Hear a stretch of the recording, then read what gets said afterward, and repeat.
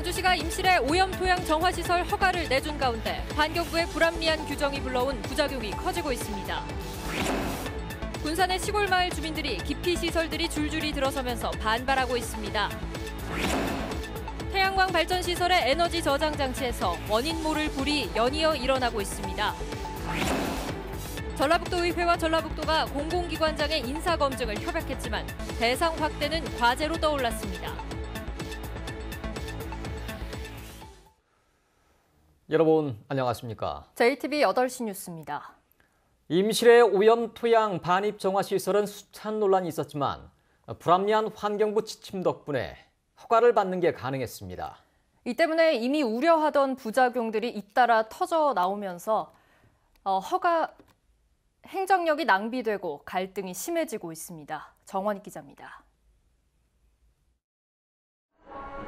오염토양 반입정화시설의 유일한 진출입로인 교량입니다. 임실구는 지난달 위험시설로 지정해 대형 화물차 통행을 금지하고 안전진단을 하고 있습니다. 이처럼 임실구는 소송 말고도 가능한 모든 방법을 동원해 업체와 전면전에 나서고 있습니다. 하지만 업체의 민원이 이어지면서 임실구는 최근에만 2차례나 감사원 감사를 받아야 했습니다. 이뿐만이 아닙니다. 업체가 약속과 달리 시설 개방을 거부하면서 지난달 반입된 오염 토양에 대해 임실군이나 주민들이 확인할 방법도 없습니다.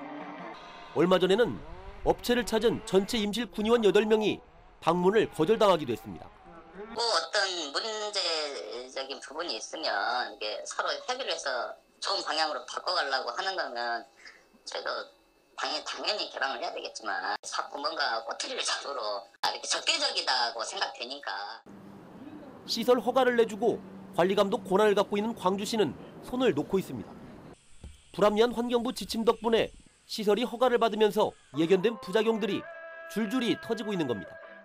광주시장이 관할 지역도 아닌 저희 임실군에 오염토양 반입 정화 시설을 설치를 승인해 줌에 따라 가지고 상당히 지금 주민들도 분노를 하고 있는 상황이고, 환경부 지침에 대해서는 현재 국회에서 개정 작업이 진행 중이지만 잘못된 규정이 얼마나 큰 파장을 일으키는지 여실히 보여주고 있습니다.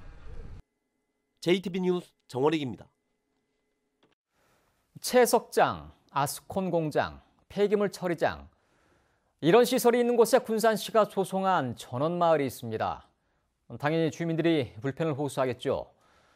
최근엔 레미콘 공장까지 들어오겠다고 하면서 마을 주민들이 크게 반발하고 있습니다. 나금동 기자가 보도합니다. 군산시 나포면에 있는 뜨라름 마을 주민들은 평소 불편이 이만저만이 아닙니다. 500m 거리의 채석장에서 나오는 소음과 분진 때문입니다. 고르륵 쏟아지면서 하얀 저기가 먼지가 막 날리더라고. 그래서 저것 때문에 그런가 보다. 근데 집이 그냥 나오니까 집이 흔들흔들하는 거야. 채석장 옆에는 아스콘 공장과 폐기물 처리장, 납골당까지 줄지어 늘어서 있습니다. 바람 불고 이러면 저 아스콘 공장에서 또 냄새도 그 할 때마다 너무 진짜 심하게 나고, 저 쓰레기도 저렇게까지 많은 줄은 몰랐어요. 이곳은 군산시가 8년 전 27억 원을 들여 택지를 조성해 전원마을로 분양한 곳입니다. 이 시설들이 먼저 자리를 잡고 있었지만 처음에는 작았던 시설들이 앞다투어 규모를 키우면서 주민들의 불편이 더 커졌습니다. 번잡한 도시를 벗어나 농촌에 정착했지만 오히려 주변 환경은 더 나빠진 상황. 여기에 최근엔 레미콘 공장까지 추진되자 참다 못한 주민들이 집단 반발하고 있습니다. 온갖 혐오시설이 다 들어와 있는데 여기다가 레미콘까지 들어온다고 하니 정말 이제는 주민들 더 이상은 살 수가 없습니다. 주민 반발에 난감해진 군산시는 이번 주 금요일 레미콘 공장 인허가 여부를 최종 결정할 예정입니다.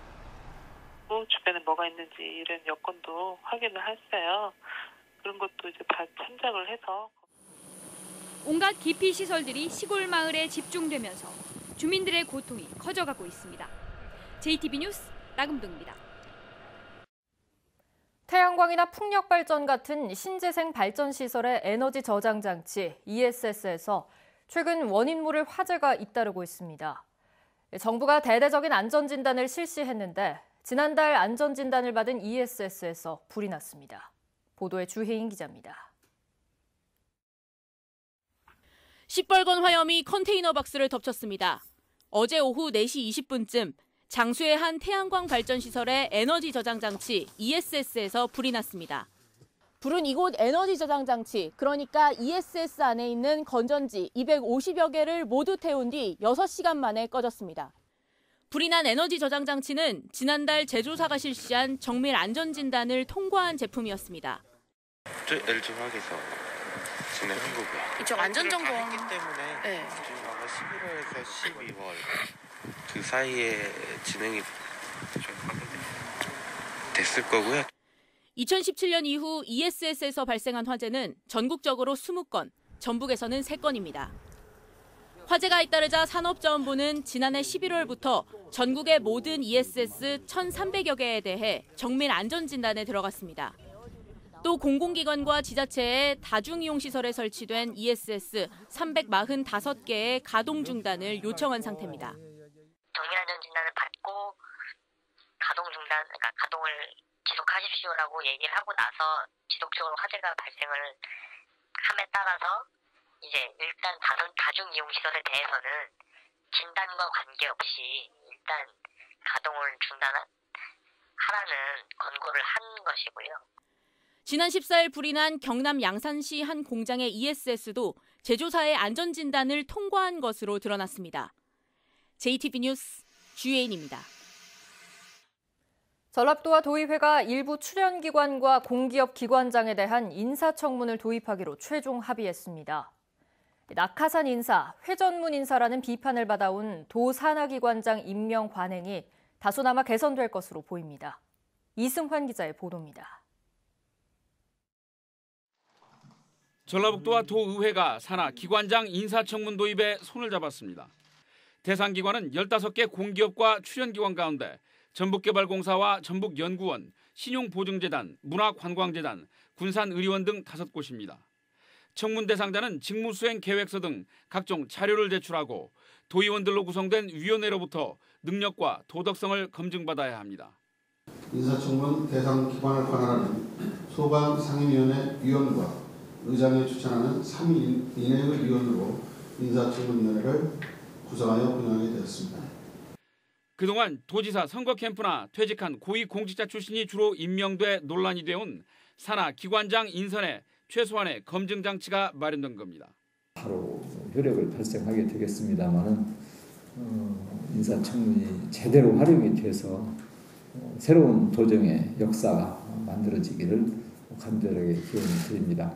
도 산하기관 등의 장에 대한 인사청문회가 반대를 위한 정쟁의 장이 아닌 인물의 됨됨이와 정책 능력 등을 검증하는 장으로 만들어 가겠습니다. 이번 협약에 따라 5개 기관 가운데 다음 달 25일 임기가 만료되는 전북개발공사 사장이 첫 번째 인사청문 대상이 될 전망입니다. 전라북도의 5개 인사청문 대상 기관은 수적인 면에서는 다른 시도에 비해 적지 않습니다. 하지만 도지사 측근 등이 주로 기용돼온 경제통상진흥원과 테크노파크 등이 빠져 있는 점은 향후 풀어야 할 과제로 남게 되었습니다.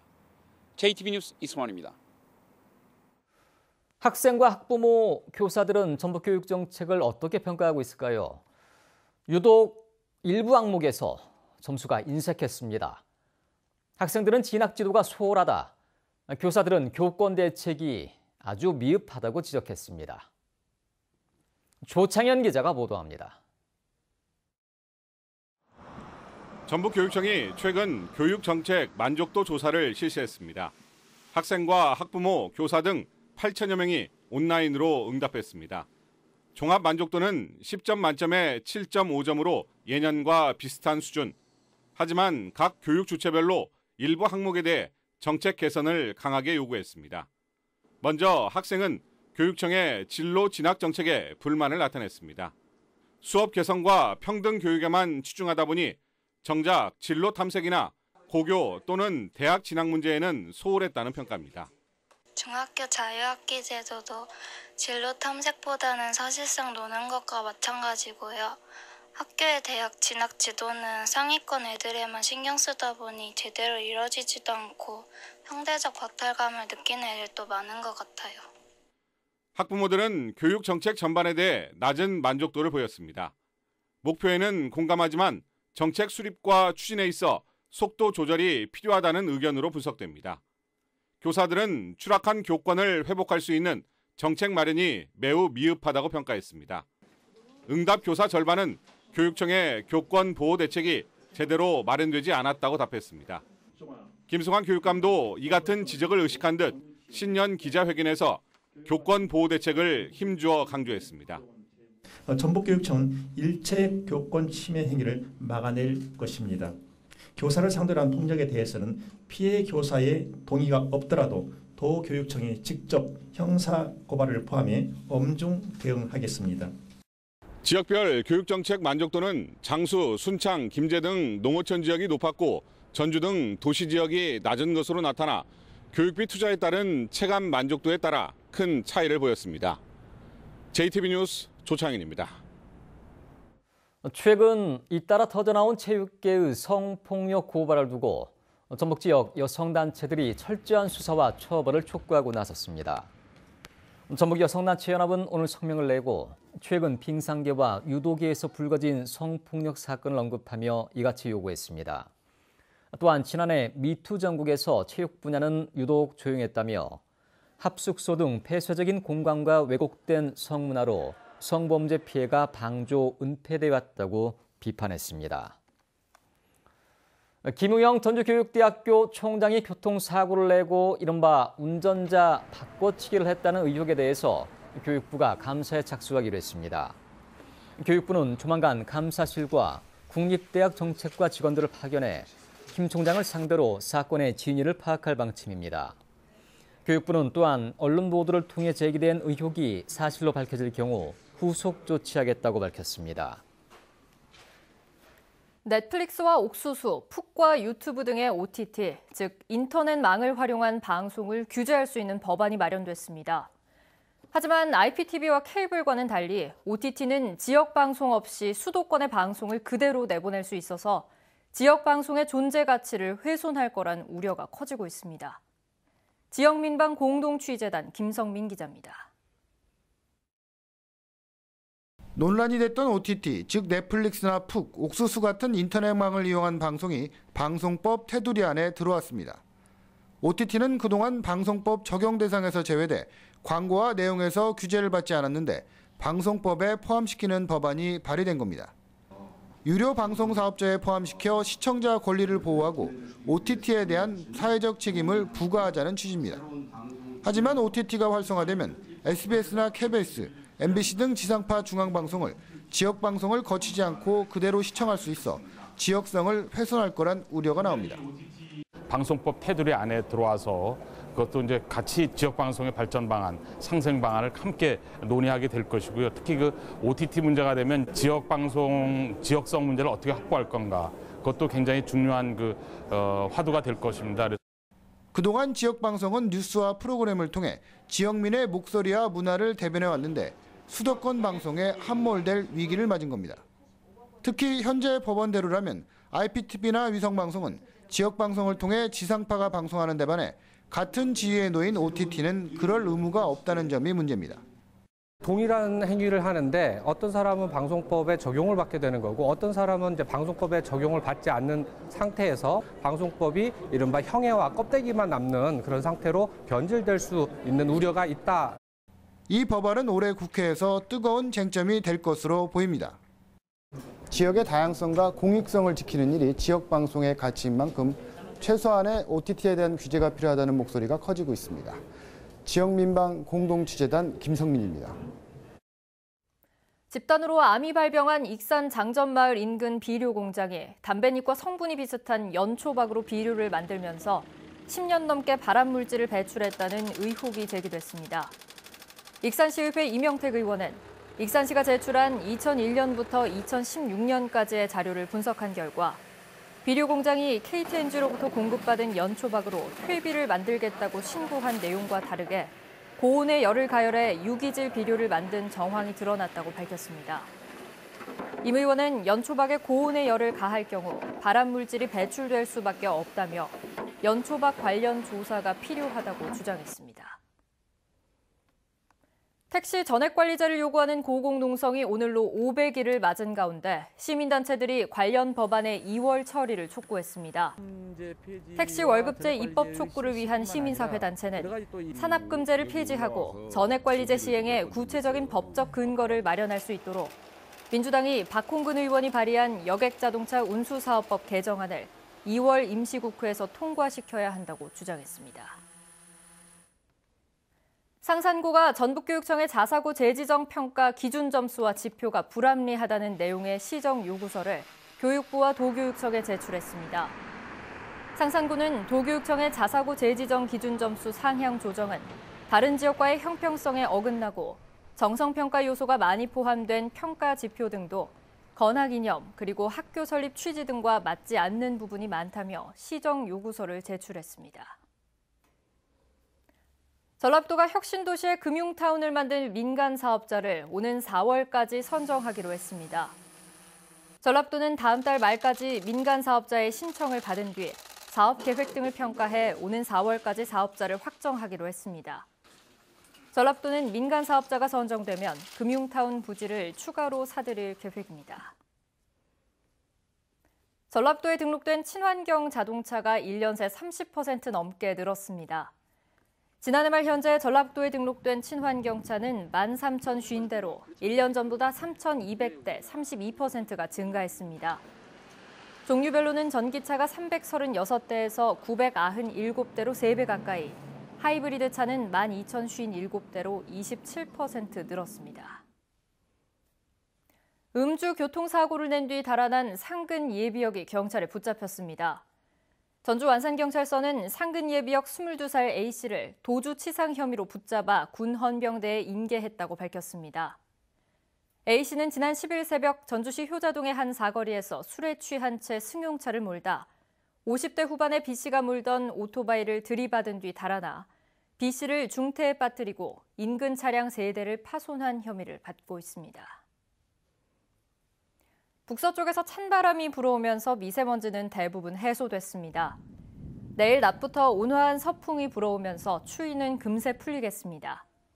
다만 바람을 타고 중국발 스모그가 유입될 것으로 보여 미세먼지 농도는 다시 높아질 가능성이 있습니다. 내일 전주의 아침 기온은 영하 2도, 익산 영하 4도, 진안은 영하 6도가 예상되고 한낮 기온은 영상 2도에서 5도로 평년 수준을 회복하겠습니다.